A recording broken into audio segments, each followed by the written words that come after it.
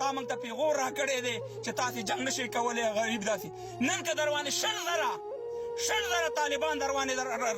درله که ته تر ډیلي پورې دا حکومت بېرته ونیلي وو د دې باچا کاموال نوم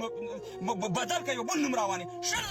شل زره پکار دي ما د پاکستان ایمان هم لیدلی او ما د هندوستان ایمان هم لیدلی دی شل زره چې طالباني د هغو چې در باندې په تورخم در خوشي شو او صرف سره دا اسلحه به سره چې دا جاز دي ولي دا جاز نه دی دا یو څوله تیارې چې په وزیرستان او په سوات کې پې بمباري وکړه په باجوړ او په لال مسجد هم پې بمبار کړو چې دغه راته وولي نور قسم په خدای چې شل زره طالبان ستانه بوټو دي او سه مهربان انډیا ته به ځان رسوي هغه واګه باډر ته که ویې نه رسو زه د خدای رسي ځکه جنګ په ایمان کېږي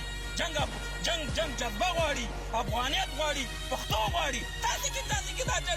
جذبه او دغه تاسې کې چېرته دی تاسې خو هغه بې غیرت تاسئ حسن خانه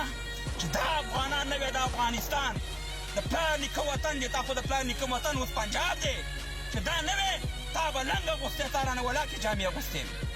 تا ولاکې دا پښتو ویلی وي تا ولاکې په دا پښتو ژبه خبرې کړی زمونږ لښکته پښتانه افغانان ډېر بهادر خلک پکې دي مګر ستا غونده کې جاسوسانو د هغې ته مشکل جوړ کړی دی